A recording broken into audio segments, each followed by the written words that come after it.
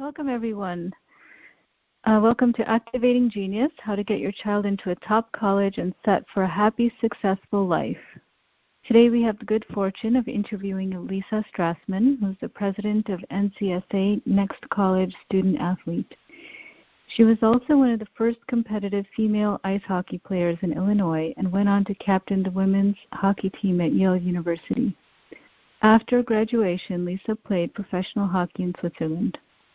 In 2004, Lisa joined NCSA as a recruiting coach and was instrumental in creating the digital platform that continues to help thousands of student athletes and their parents with college athletic recruiting. During her tenure as president, NCSA has seen steady growth in the number of college commitments, as well as expansion of its recruiting services to more sports. NCSA has also been consistently named one of the top digital companies in Chicago and has been recognized as one of the best places to work. In addition to her role as president, Lisa is a frequent speaker and featured panelist at events including SXSW and Women in Sports and Entertainment. She has also written articles for Fast Company, Entrepreneur, and more. Lisa resides in the Chicago area with her husband, son, daughter, and an Old English sheepdog. Welcome, Lisa. Hi, Sonia. Great to be here. Yeah. Well, tell us a little bit about NCSA for those of our listeners who are unfamiliar with your work. Yeah, so NCSA stands for Next College Student Athlete, and that's exactly what we do is help prepare our student athletes to be the next student athlete, next college student athlete, and go on and play the sport they love at the collegiate level.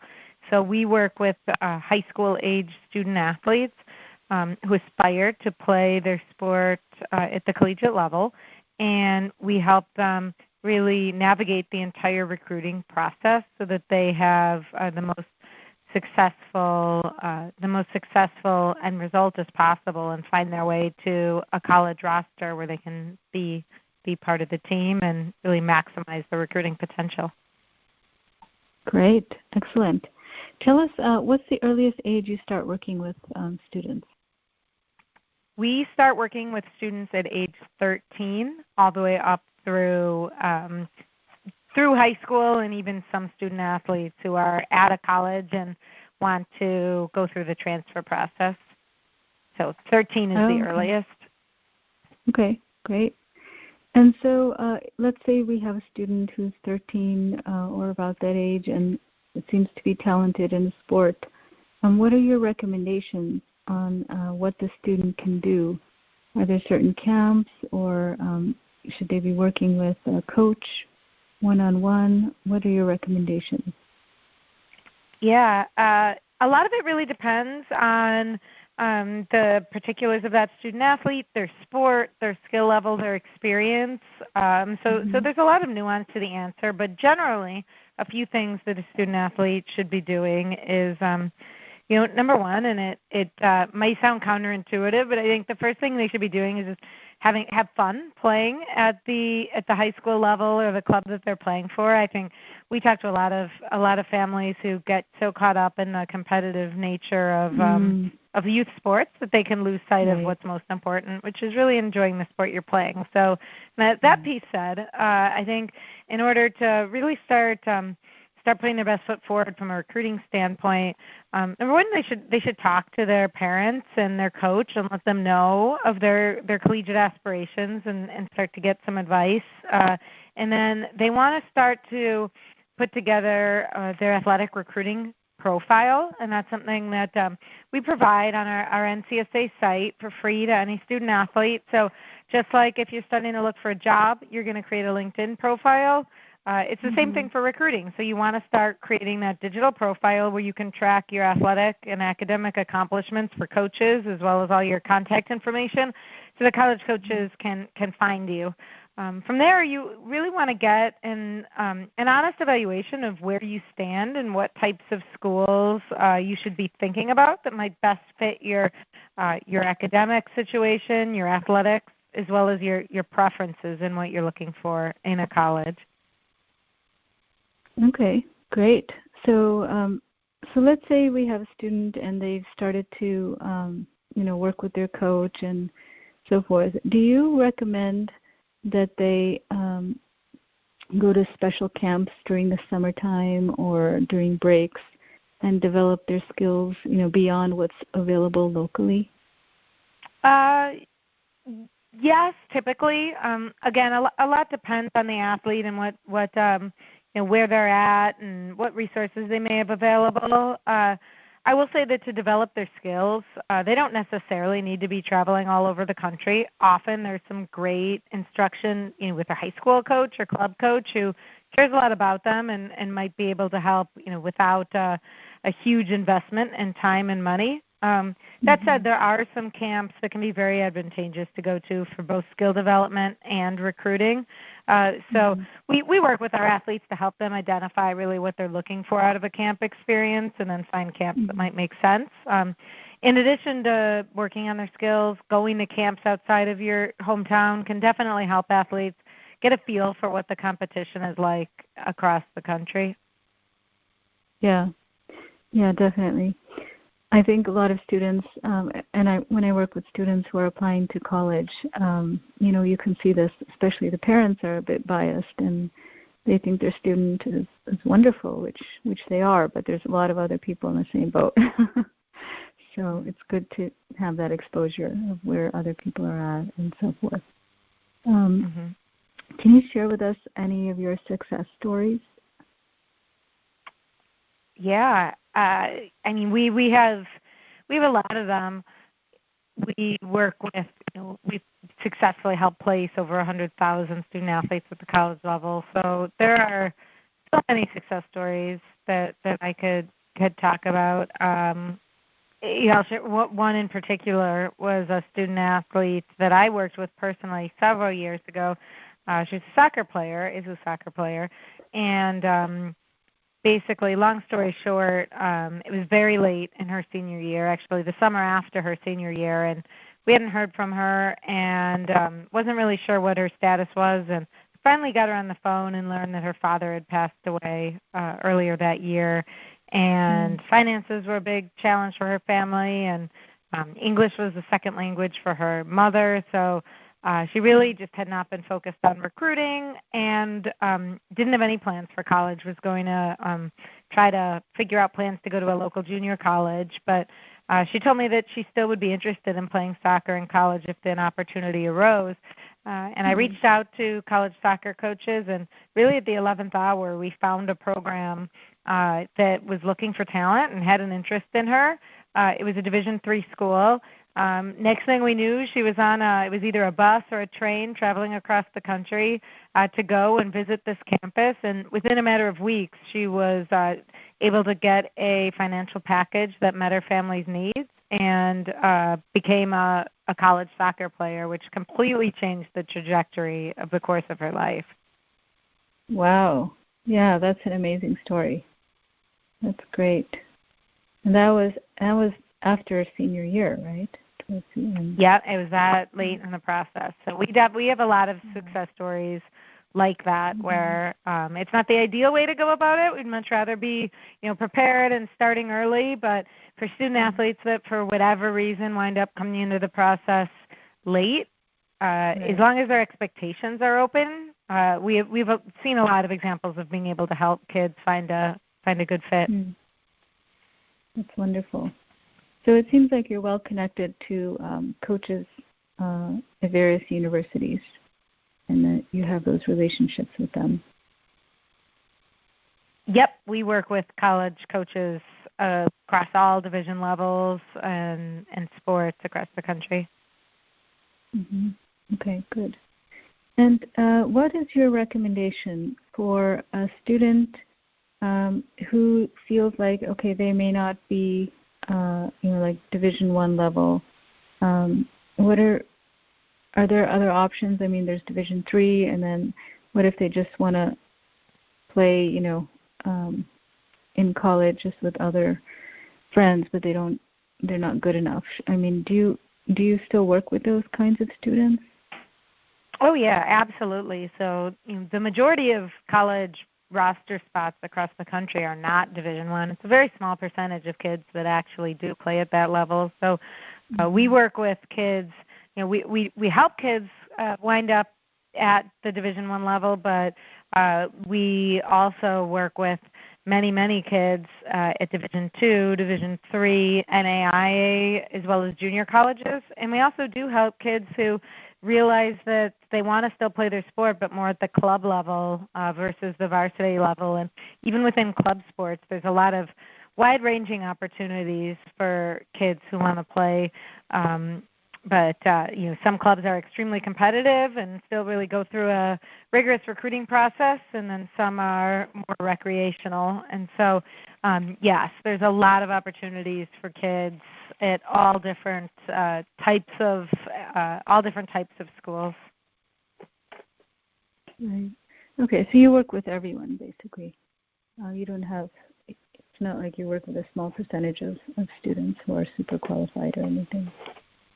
Exactly. Yep. We work with everything from a high-end Division I football player that you might see on ESPN, all the way to a women's water polo player looking at Division III opportunities.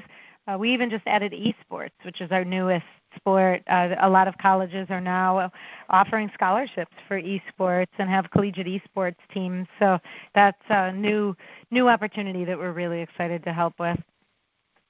Oh, can you tell us a little bit more about that? I haven't heard of that. So.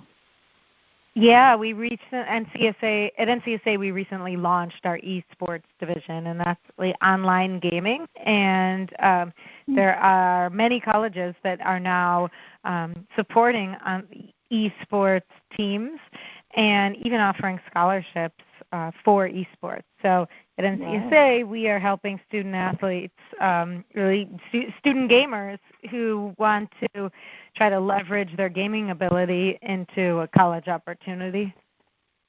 Oh my gosh, that's wild! I never heard of that before. So, yeah, it's growing. It's I think the fastest growing sport, if you will, in the country. Wow. Okay, that's news. That's interesting.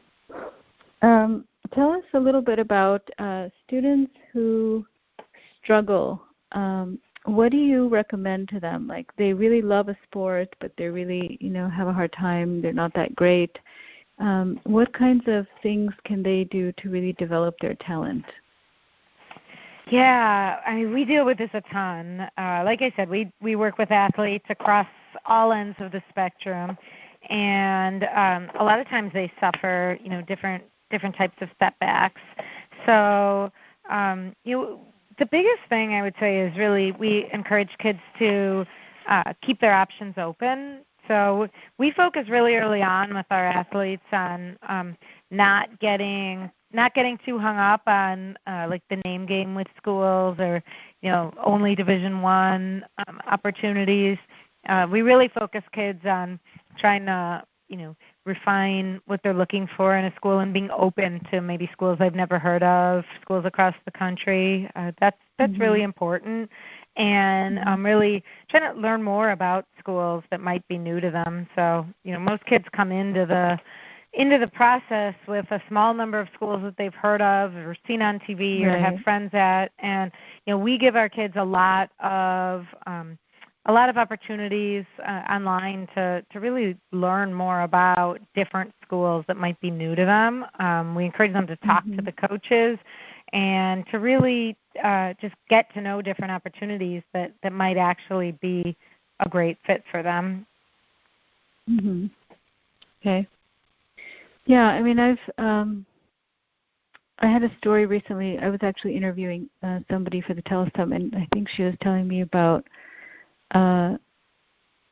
someone who was being recruited for baseball by a top university coach, and basically, the coach made it sound like this was going to happen. He was going to be admitted, and then there was some family issues, so his grades dropped one semester, and then they were not able to offer him the admission letter, and he had counted on that university, and he had not applied to any other university. This is the early round, so he still had time, but it was crushing. it was really crushing. And so that brings me to a question for you, which is, how much control do the coaches actually have in the admissions process? Can you take their word for it, and whether it's verbal or in writing? Yeah, it really depends. I know I've said that in a lot of answers, but it's the honest truth. Some coaches and some schools just have more pull than others. Each college, runs their admissions offices a little differently, and some put more or less weight into coaches' admissions recommendations. And then some coaches are more conservative than others with, what they'll share with kids. So some coaches, it is possible. I've seen examples where coaches tell kids that, they'll have a spot, and maybe the coach spoke too soon and was a little overconfident based on other situations they'd seen before, and then it didn't work out for that athlete. That's not extremely common, but it certainly can happen.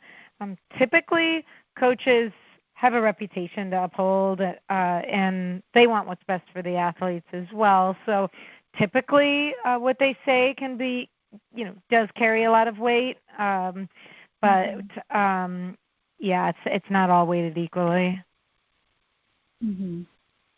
Yeah, especially with all the restrictions that are there in the early round, even, restrictive early action or early decision. You have to place your bets somewhere, and so it becomes tricky because it's not 100% guarantee or anything. But I understand what you're saying. We always teach our kids to, definitely build relationships with coaches, ask a lot of smart questions, and they should definitely keep their options open and not just focus in on one coach or one school, because you never know what can happen.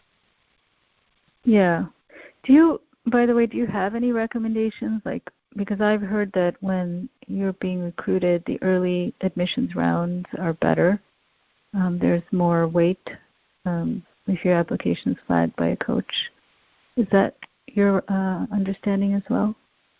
It can be, if you're sure where you want to, what your number one choice is, and a coach is indicating to you that they'll have more weight in the early round, then that definitely can be a good route to take. Yeah, it's just the limiting factor, because you do limit yourself generally if you're doing early decision or restrictive early action or something. So that's the only thing. And then the financial aid offers. You're not able to compare letters of financial aid as much, of course. So is your work generally pretty busy around November 1st, much more than January 1st? You know what? It's always pretty busy, and we work with kids across all grad years, so depending on all different sports seasons. So for different sports and different grad years, there's certainly peak times, and those can vary. Okay. Well, tell us what advice you would give to a student who is just starting a sport, and they're not as up to speed as other students. Maybe they haven't been playing the sport for 10 years or something, but they're really passionate about it. Do you have any advice on what they can do in order to build up their skills? I would recommend that they really play as much as possible. If there's opportunities to do additional skill sessions, maybe their coach offers some one-on-one coaching if that's accessible to them, or there are some camps or clinics in their area. Really just that they get as much playing time as possible, as well as watching the game. If it's especially a sport that's heavily televised, it always helps develop the mental side of the game to watch it being played, watch college games if possible, but definitely to get as much playing time as possible, and pushing themselves to play at higher levels if that's available to them is another great avenue. Okay, that's really helpful. Yeah. Do you believe in the 10,000 hour rule? I'm sure you've heard of that Malcolm Gladwell book. Yeah, when possible, certainly, like the more practice, the better. However, we're also big believers in not specializing too early. So we see a lot of kids who get so hyper focused on practicing one sport that they sacrifice other sports, and it's really a myth that you need to pick early. Even though it is hard because there's a lot of pressure by high school and club coaches to focus, but the reality is the majority of college coaches tell us that they want to see kids who have diversity in sport. Typically, those kids are more athletic, they're more well-rounded, they've developed different types of skills. So there's a lot of benefits that come from playing multiple sports. That's interesting. Yeah, I have not thought about that before because there is so much of a hyper-focus on specialization these days. So that's interesting to hear that. What kinds of so basically they like students who are playing sports year-round, like that? Not necessarily. It's fine if they have an off season. They would rather see somebody who plays, let's say it's a softball player. They would rather see somebody who also plays soccer or runs or does something else in one of their seasons than somebody who is on the softball field 12 months a year. Okay. What about women in sports? Do you have any advice for young women who are, playing sports? Because I think a lot of young women don't think about. Oh, Sonia, you're cutting out a little bit. Oh, sorry. Can you hear me now? Yeah, that's much better. Okay. Yeah, what's your advice for young women in sports? Because I think a lot of young women don't think about the recruiting process, and they tend to miss out maybe more than young men. Do you agree with that, or do you have any special advice for young women? Yeah, my advice is keep playing. We talk to too many females who aren't as committed to the idea of wanting to play, or maybe are, in some cases, are more intimidated by the demands of playing college athletics, and it's really unfortunate to see some of them give up. So my biggest advice would be to keep playing, and there's so many benefits towards being a college athlete as a male or female that would love to see more women competing. Yeah. Is it? Do you feel like generally with the recruiting process, in terms of the point of view of universities, do you feel like they tend to favor sports with men versus women? Do you kind of see that in the work that you do? No, I don't think so. It's very, very even from my vantage point. Now, obviously, of course, there's bigger budgets and with the revenue sports like football and men's basketball. But when you get down into the level of effort and intensity that coaches recruit, the women's sports are no less competitive than the men's. Okay, interesting. And what advice would you give to students who are in the recruiting process and they feel lost because they're hearing from many different coaches and, they don't know who to believe or who to go to? I've heard that come up a few times, and, it's confusing, I think, to the student and to the parent as well. Yeah, I would advise them to, honestly, to get some help, and that's where we step in at NCSA. I was in that situation. I wound up playing at Yale University. I had a really successful recruiting process by most measures, and I wouldn't change my choice if I could go back in time. But what I would have changed is really the stress that came along with it. I was that kid who was hearing from a lot of coaches, but I really had no idea who to believe. I was a good high school student, but I was not an Ivy League high school student. Had it not been for being recruited for hockey, and it was incredibly stressful for me and for my family. My high school guidance counselor really didn't understand the leverage that college coaches could have on admissions, and so they were giving me what turned out to be the wrong advice. And I really would have benefited from having somebody like an NCSA recruiting coach who'd been through the process before and really understood how to leverage my opportunities and how to relax a little bit because they've been through it before. So it can definitely be a challenging time, and I would advise anybody going through it to just get a little help talking to somebody who's been there before. Yeah, that's good. Yeah, because mostly I've heard, students, they talk to their peers or someone in a grade or two above them and try to get advice from them. And they don't have kind of the inside scoop that someone from NCSA might. Yeah, exactly. And oftentimes those people they're speaking to, which is great, it's nothing wrong with talking to peers or parents of kids who've gone through it, but usually they only have one data point, right? And that's what their situation, and every situation is so unique that what we bring to the table is millions of data points that we've witnessed and are able to help guide kids on the norm versus just how it went for one specific athlete who might have a very unique situation. Do you do kind of big data analysis with all the data that you collect on your database?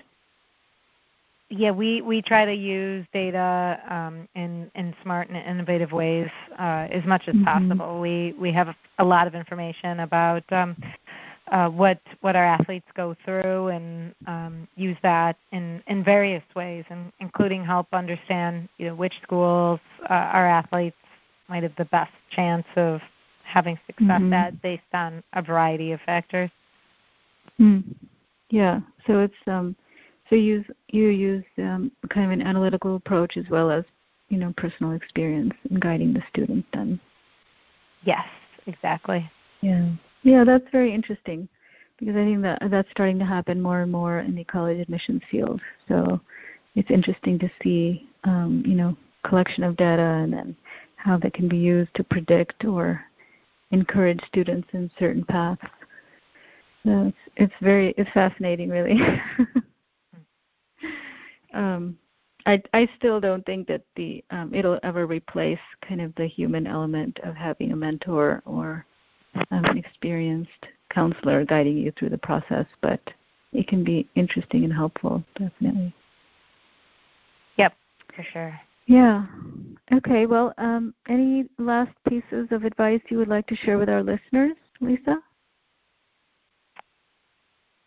I would just advise them again. I'd come back to what I said before, that even though it can be a stressful time for them when they're going through the recruiting process, I advise them to not let that stand in the way of enjoying playing the sport they love. And it really should be something that they really enjoy and that they really love doing. And if not, they should really think hard about what they really want to get out of their college experience because it should be something that's fun. And then I would also just recommend that from the time that they identify that they want to be a college athlete, they should also really be just as focused on maximizing the academic side of their resume, because if you don't have the grades to get you to a certain level, there's only so much a coach is going to be able to do. So you want to keep your options as open as possible, and that starts with having the best possible academics.